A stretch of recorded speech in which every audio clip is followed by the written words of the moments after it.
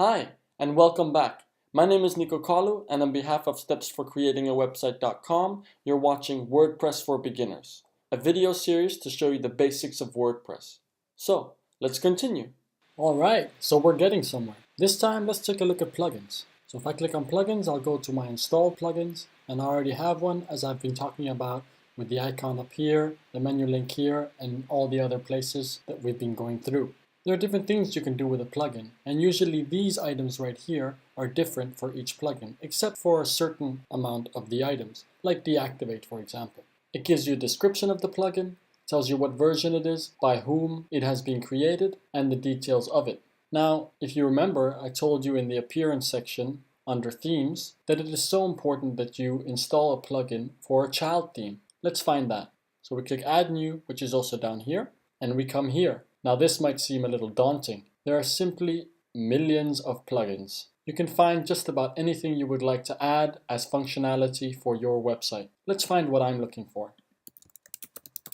When you search, you click your search terms here. You're looking either by keyword, author, or tag. You can choose by your favorites, recommended, popular feature, and the search results for what you have just searched. Now I know exactly what I'm looking for, so I'm going to go down here and click install now on one-click child theme. Here you can see when it was last updated, if it's tested with your WordPress, the name of it, the description, the author, the rating, and how many active installs there are. Let's click install. It says it's installed, let's activate it. There you go, now another plugin has been added to your plugin page. Now the reason why this one is so important, I'm going to go and show you exactly what I mean by that. Let's go into themes. Keep in mind, you might not understand this if you haven't watched the previous video, so go ahead and do that if you wish to follow on here. Now if I click on my current active theme, you'll see now a new button has been added down here that says child theme. I'm going to click that. I'm going to give the child theme a name, which isn't that important, it's just something that you will see. So let's say I just write child theme. You can give it a description if you would like, and the author is yourself or your name or whatever you would like. Let's click create child.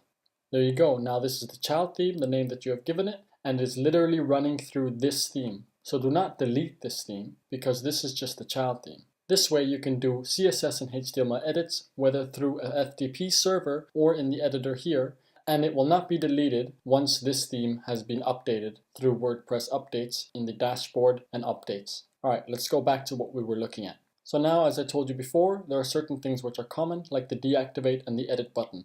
I can also bulk select, activate, deactivate, update, or delete. When there are updates, it'll tell you here or in the dashboard updates area.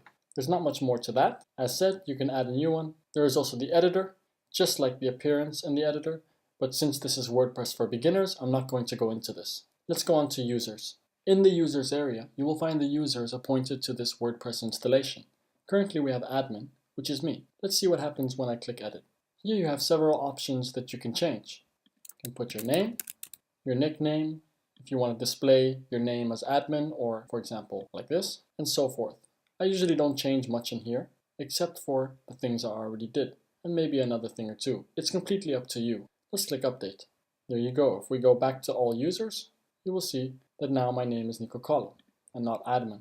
It also tells me how many posts I've created and my role. Let's try adding a new one.